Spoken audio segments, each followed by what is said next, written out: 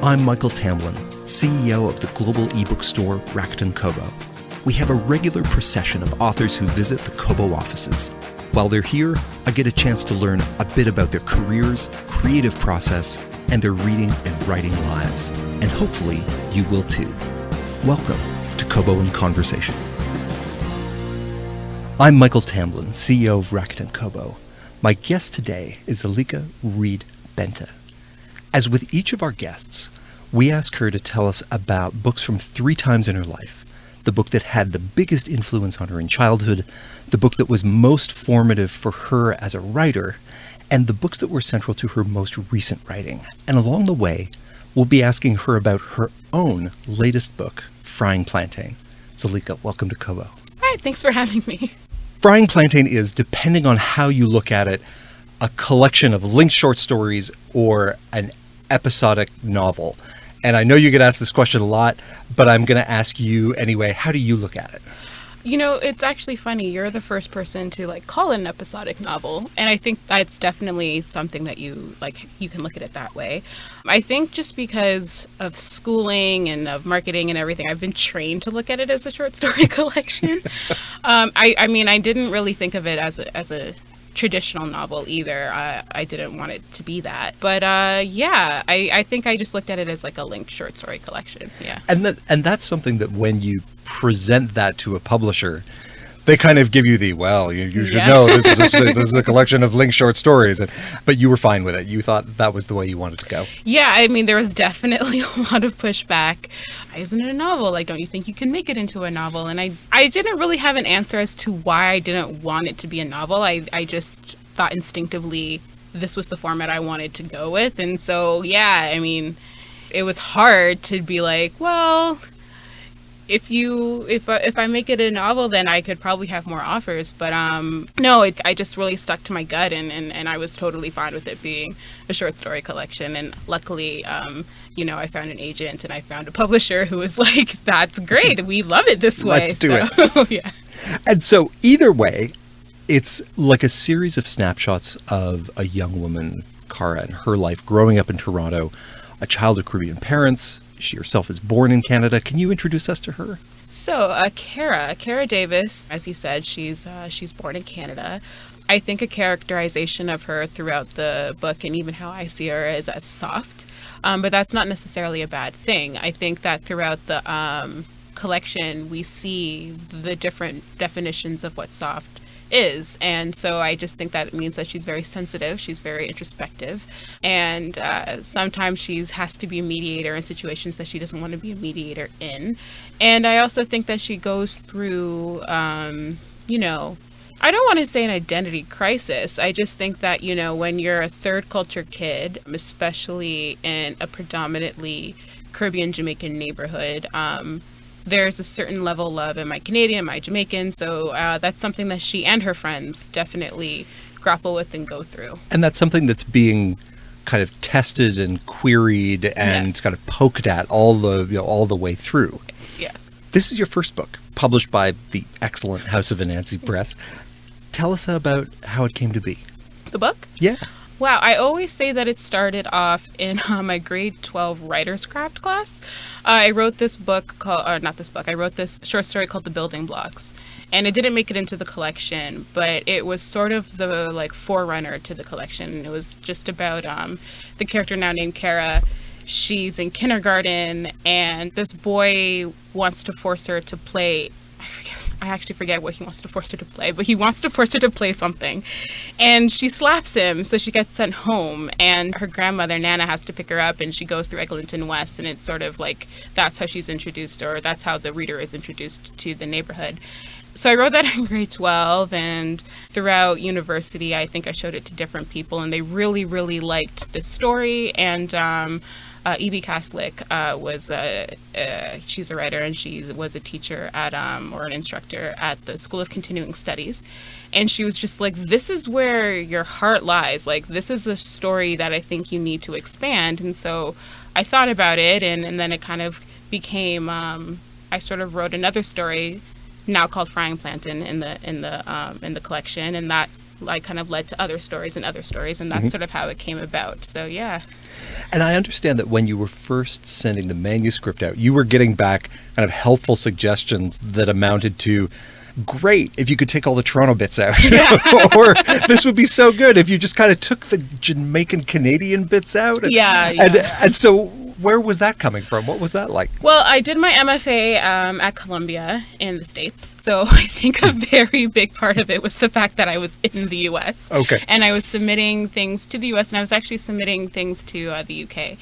And yeah, like the Americans just couldn't get the Toronto parts, or they didn't think that it felt Canadian enough, because they were like, yeah, like, where's the snow, and where's the French, and where's the toques, and where, and I was like, there's various Canadian experiences, and eventually I ended up writing Snow Day, and they were like, this is what we were talking about, and I was like, that's like one specific story. Right. Were they trying to be helpful? Like, I'm sure we can find some parts of America that have Jamaicans in it. You could set it there. I guess so. And in the UK, yeah, they wanted to focus on like the relationships between the women, and I thought that it already did that. I was like, I mean, that's kind of what my collection is about, but they thought that the sense of Jamaican Toronto-ness kind of took away from the main story to them, which was the women. I was like, I don't see how that's possible when it's all connected. Right. So I think it was just, that's where it came from, and it was something that I kind of had to just fight against a lot. I mean, to be fair, when I was also writing in Canada, a lot of people couldn't get through the patwa. They were just kind of like, I think that you should take it out. And so it went through various, I never took it out because I really felt that that it had to be in there.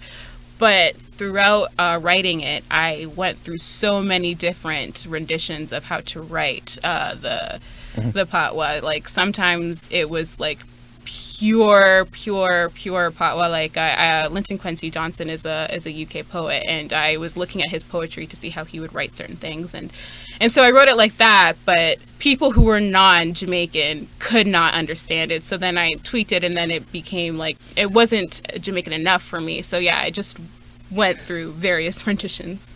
The first story in this book had so much resonance for me. We have a saying in my house, do you want the truth or do you want a good story?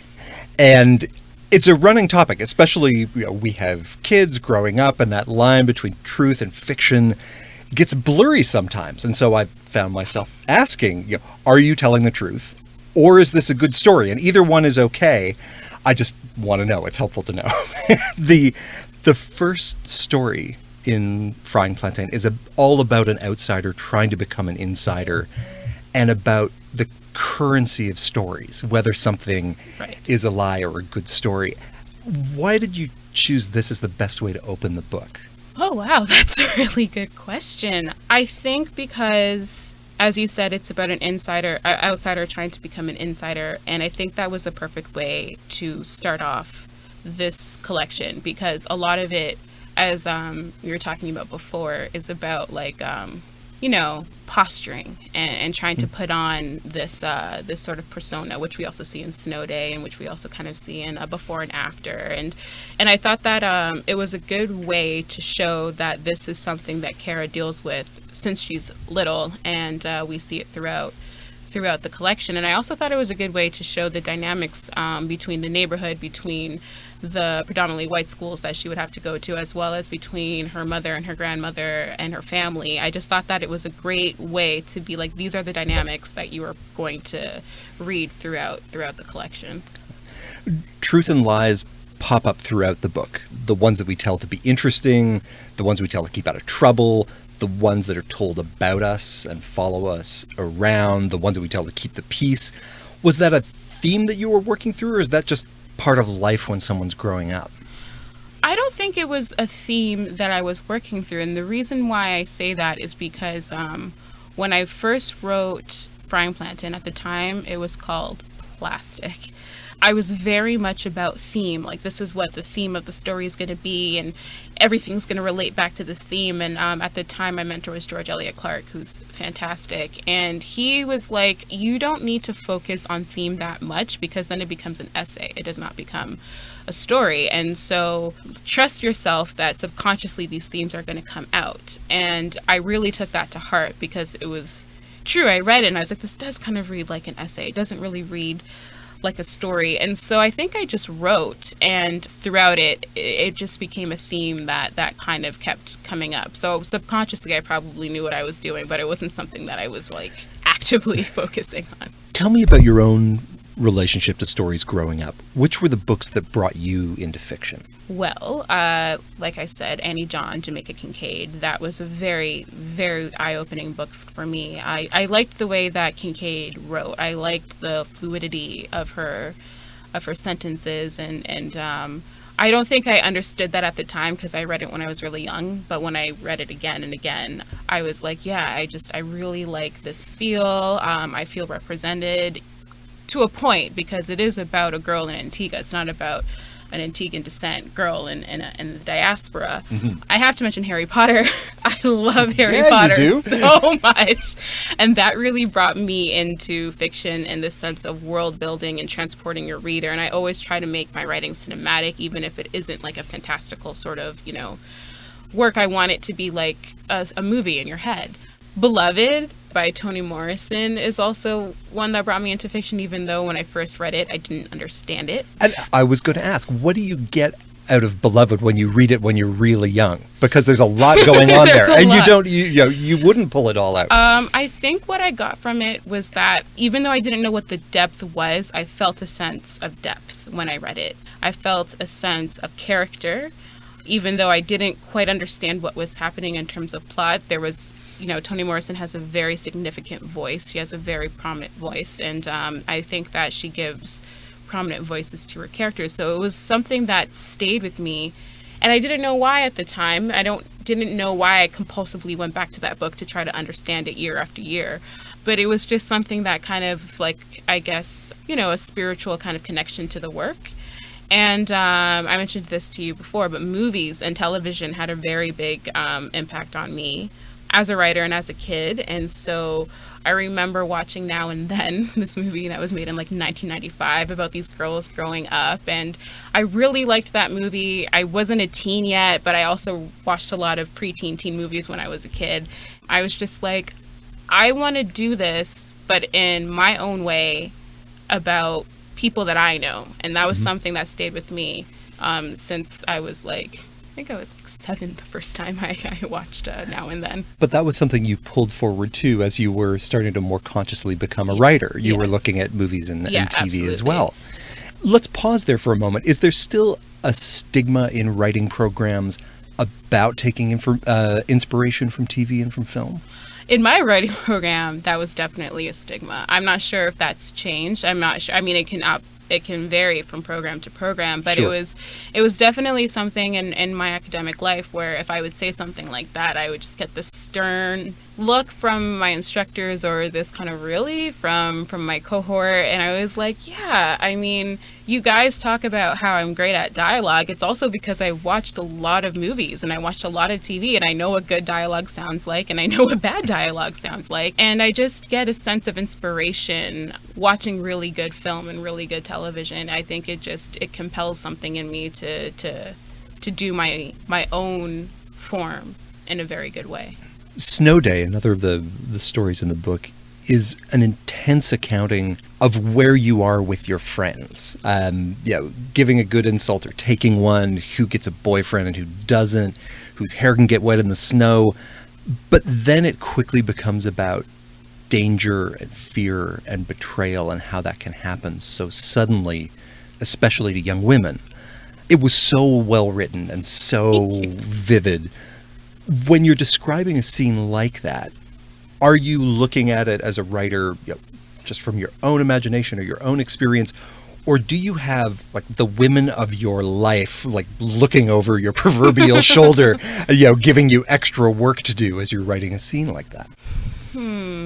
I approached that scene as a writer, but I also approached it just as a woman myself. I don't think I felt like, a generation of women or women I knew like looking over my shoulder, but I was just thinking about, as a woman in a situation, what is dangerous? Because many women have experienced situations that are very dangerous. And one thing that I came across is that a lot of the men that had read it, in my cohort especially, didn't think that it was a very dangerous situation. They were just like, nothing's happened though. Like, I don't understand. And the women in my class were just like, nothing had to have happened. There was the threat of something happening, and he came into this washroom without her knowledge and wouldn't let her leave. And I think I just wanted to connect to that. I didn't want anything, like I didn't want anything physical to happen, because that's not what danger has to be. And so I think I just wrote that scene, and I wanted it to be subtle, and I wanted it to be tasteful, and I didn't want it to be like a shock and awe kind of thing, because I think that would cheapen the moment. So I think I just looked at it as like, yeah, there have been situations that I've been in with men who maybe they didn't think that it was a dangerous situation. Maybe they did, but that's not really the point. The point is that when you express danger and their reaction to that. So I think I just wanted to sort of navigate that. This is also a book about mothers and daughters and the emotional trick or treat of what counts as praise, what causes a fight, how you navigate that. How would you describe Kara and her mother? I would describe Kara and her mother as having a very complicated but loving relationship. I think that a lot of times with mothers and daughters, a lot of things can be lost in translation, while at the same time there is just like this psychic kind of connection between them. And I really wanted to explore that. I wanted to explore the fact that maybe her mother does things that Kara doesn't quite understand, but the mother knows that it's coming from a place of love, but maybe to Kara that isn't a place of love. And so I think no matter what, no matter how difficult situations are, how overbearing, it always comes from a place of love. And so we return to that. So fraught at times, funny at times, very intimate at times, and just, very loving, and just the great and not so great ways that love can be expressed.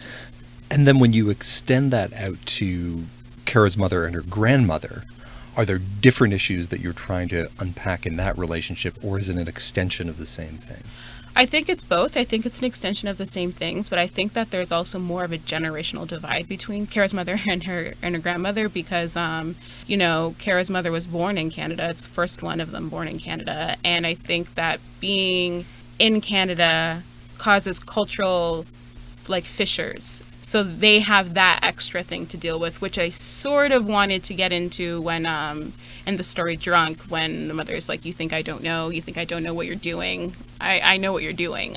So I think that's an added layer to their relationship. One of the books that you talked about being influential to you was written by Junot Diaz. Yes. Tell me a bit about your relationship with that book. Well, at the time, I loved Drown. That's the book. I was introduced to it in a Caribbean Studies class when I was in my third year. And it just spoke to me because it was about the diaspora. I mean, it was very male-centered, but it was still about just navigating that experience. And so I also just loved how sparse his wording was, and how he could convey so much through so little. So I studied that book a lot. I wrote out the stories to see when he hit certain points. It became the story that I wrote about to get into my MFA program. So I was just inspired a lot by what he had written. I have now taken I can't deny that there's a lot of influence from him in my work. But yeah, I think, just considering what has happened and what has come to light, it's something that I sort of just objectively understand as a very poignant and beautiful book, but I don't have the same relationship to it anymore because of all of the allegations that have come out. So I kind of just, if it's brought up, I'll be like, yes, it's definitely a book that I loved at the time. And the part that's interesting to me about that is we're in a time when public figures fall fast. Yes. And that, setting aside their crimes or misdemeanors, they leave behind these works, and they leave behind the people who were touched and influenced by those works. So you kind of have this orphaned attachment Yeah, to, to a absolutely. work that means something to you. And now it's also surrounded by like a fair bit of emotional Exactly, yeah. conflict on its own. For the books that you were reading while you were writing Frying Plantain, like the ones that you were kind of cracking open or that, tried to stay away from because they're, Yeah. they were a powerful part of it. Tell me about some of those.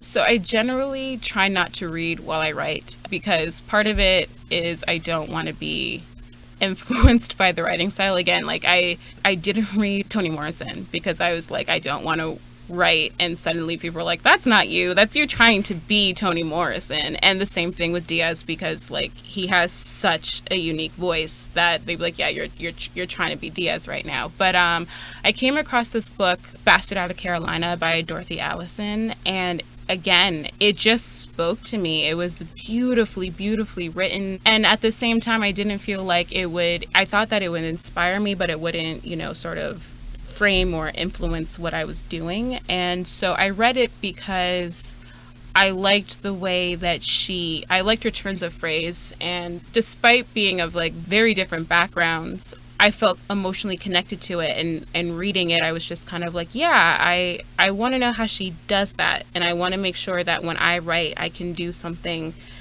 the way that she does it. Another book was Purple Hibiscus by Chimamanda Ngozi Adichie, and she writes with like I think what really struck me about Purple Hibiscus is the sense of mood that she created, because the family in that book, she talked about the silence like in the house and how like everything was very, very quiet, and I could feel that quietness and I could feel the tension in that quietness, and I also wanted to create a sense of mood. So I think instead of like, I didn't write out the passages like I would have done when I was younger, but I think I just read it and kept in mind how she would do certain things and see how I could create mood with my words. And so basically with Dorothy Allison and with Chimamanda, it just became about being more conscious of how I write. And so while I am writing, I'm very instinctive. I don't, I kind of just go, and then when I edit, that's when you can think about like, okay, well, maybe I could do my word choice like this, and maybe I can switch this here. And so I think that reading those books just helped me in the editing process. Did you take a break after this book, or have you done a dive right into your next thing? Okay, so funnily enough, after I finished my MFA, my thesis advisor told our entire class, he was like, you're going to be so sick of your books and you're going to want to be done. You're going to try to send it out because you think you're finished, even though you're not. You're going to have to write your books at least 2 more times. And he's like, and none of you are going to believe me, and you're going to try it anyway. Maybe some of you will get published, and maybe some of you won't. So he was right. I tried to send it out, and that's when I was going through, maybe you can make it a novel, and maybe you can take out all the patois, maybe you can take out the Jamaican Toronto-ness, and I was sick of it. So I just stopped trying, I stopped writing, and I had always wanted to write a fantasy novel since I was a child, so I just decided to start writing that. So for like maybe about a year or 2, I was just trying to get the fantasy novel off the ground, and I had E.B. Caslick again read what I had already, and she was just like, yeah, this is totally great, but what's going on with your short story collection?